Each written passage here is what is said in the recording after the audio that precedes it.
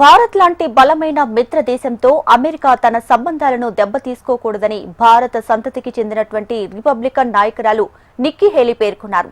భారత్ తమకు మంచి భాగస్వామి కాదంటూ దానిపై సుంకాల భారాన్ని గణనీయంగా పెంచుతారని అమెరికా అధ్యక్షుడు డొనాల్డ్ ట్రంప్ హెచ్చరికలు చేసింది.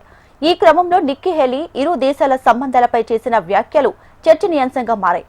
రష్యా నుంచి భారత్ చమురు కొనుగోలు చేయకూడదు, కానీ చైనా చేయొచ్చా అని ఆమె ఎక్స్ వేదికగా పోస్ట్ పెట్టారు.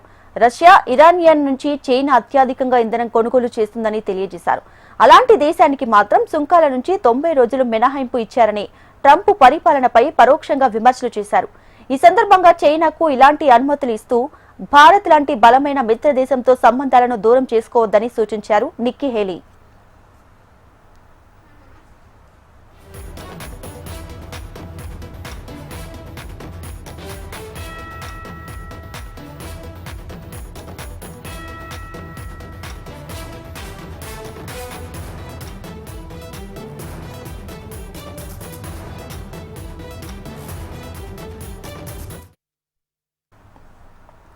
భారత్ లాంటి బలమైన మిత్ర దేశంతో అమెరికా తన సంబంధాలను దెబ్బతీసుకోకూడదని భారత సంతతికి చెందినటువంటి రిపబ్లికన్ నాయకురాలు నిక్కీ హేలీ పేర్కొన్నారు.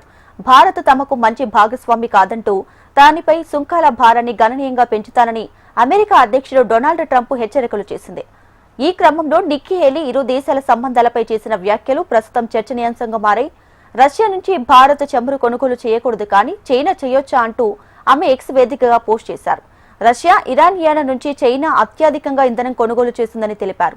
అలాంటి దేశానికి మాత్రం సుంకాల నుంచి 90 రోజులు మినహాయింపు ఇచ్చారని ట్రంప్ పరిపాలనపై పరోక్షంగానే విమర్శలు చేశారు. ఈ సందర్భంగా చైనాకు ఇలాంటి అనుమతులు ఇస్తూ భారత్ లాంటి బలమైన మిత్ర దేశంతో సంబంధాలను దూరం చేసుకోవద్దని సూచించారు నిక్కీ హేలీ.